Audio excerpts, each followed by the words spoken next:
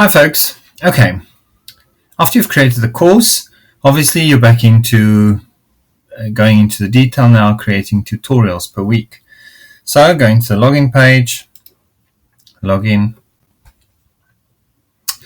and then you go on to tutorials on your dashboard page, view details. Now, very importantly, remember that you should create tutorials when after you should log in and to capture the tutorial on Isazi Tutor only once you have actually done the planning for it. Please don't log in here and come and sit and think, how will I do this and how will I do that, because you'll just waste too much time. So I'm going to add a tutorial for my course.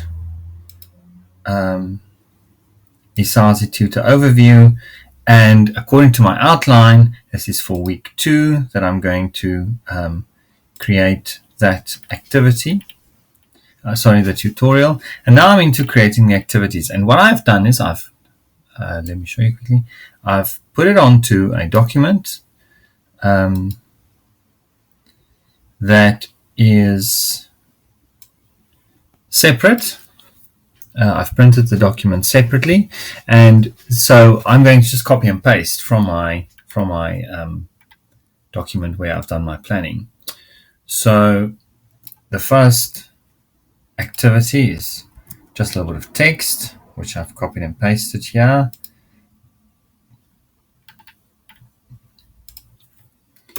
Maybe just look at the spacing. All right.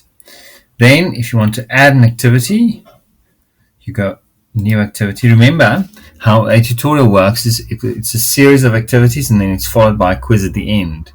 So different to that's how it works. It's different to other things, but that doesn't matter. So activity 2 is another thing that they can read.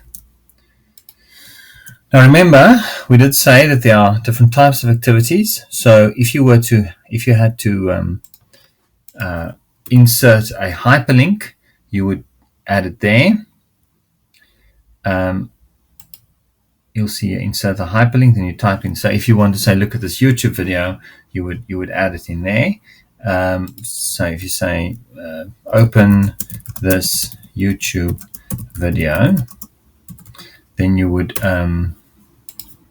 insert the link there. Now obviously you need to know what the YouTube link is, so I'm just typing in a mock URL. So there you see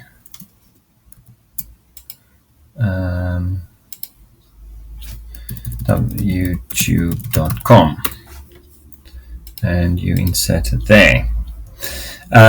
Or if you want to insert a picture, you would create either default left or right. You drag an image there straight from your file, your Explorer. And if you want to add an attachment, you could also just add the attachment there.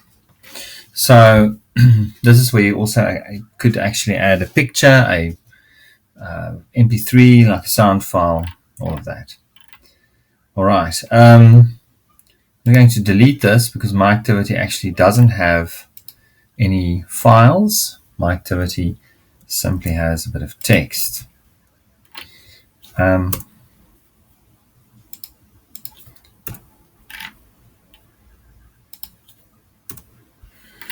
All right, now once you've done all your activities, you're basically into the quiz. And here you can see, here are the types of quiz questions that you can ask.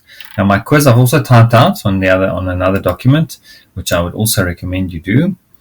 And my quiz, the first question is a multiple choice, multiple correct answer question.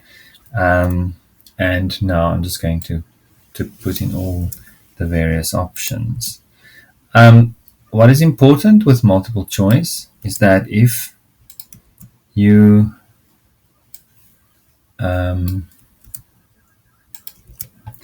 if you need to add more options here, you'll see there's only 3. You need to add another one. You click on the little plus there at the bottom, so you can add a 4th and a 5th option. Similarly, you can delete it there if you realize you've made a mistake. And there's my last one. Okay, so now the question is, well, which answers are correct?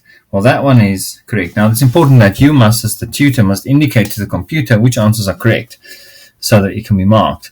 So in my question, this one, that one, and that one are the correct answers. And I've said each of them count 2 marks.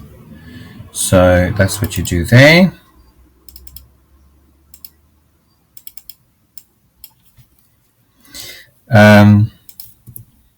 Sorry, that's 2 plus 2 plus 2 is 6. And this is the automark feedback that students will get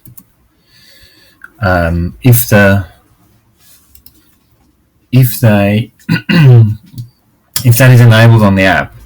At the moment, it's not enabled, so we just show students their marks. We don't show them which is correct or not. We could enhance that later.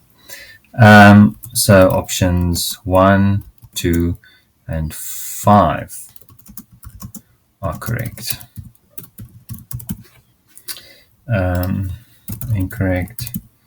This is too much content. And incorrect.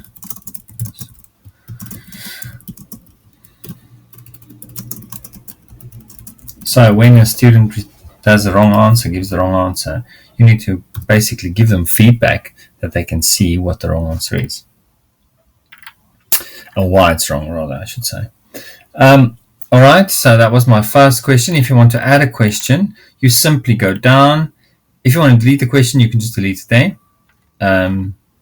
Be careful, don't delete this one, because then you'll delete the activity. So there you delete the question.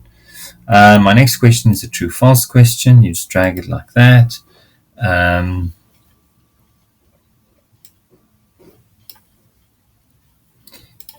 My question is,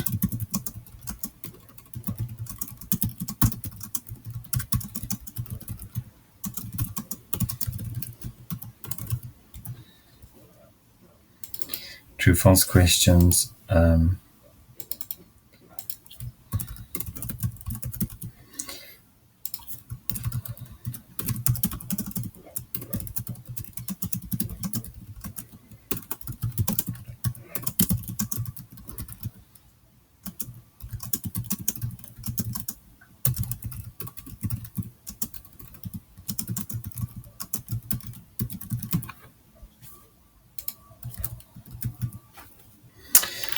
All right, so that's your true-false questions. Then we've got another true-false.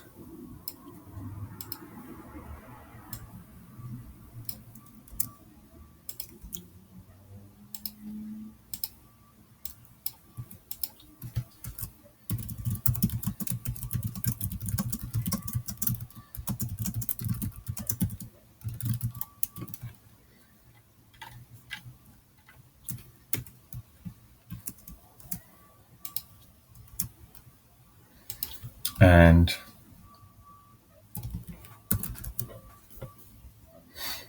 that's also 2 questions. Ensure that every time you select an option that you or a question that you actually mark which ones are correct. Oh, this one I forgot. That's good to go over it afterwards. Okay, and then I think I've got 2 more left. A single choice question.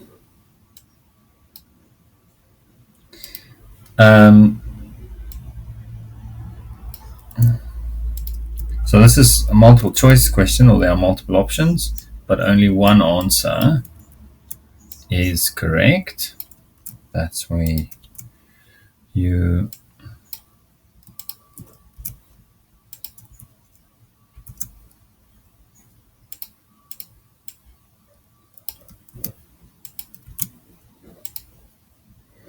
And it's that one. Oops. 2 marks. Okay. Option 1 is the correct answer. And then my last question.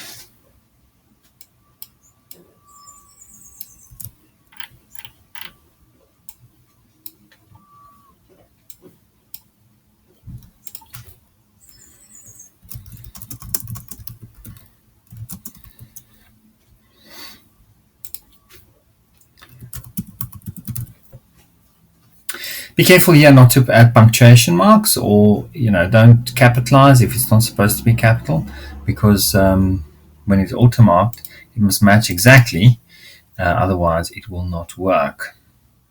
All right, so there we've now done our tutorial. So it's 2, 4, 6, 8.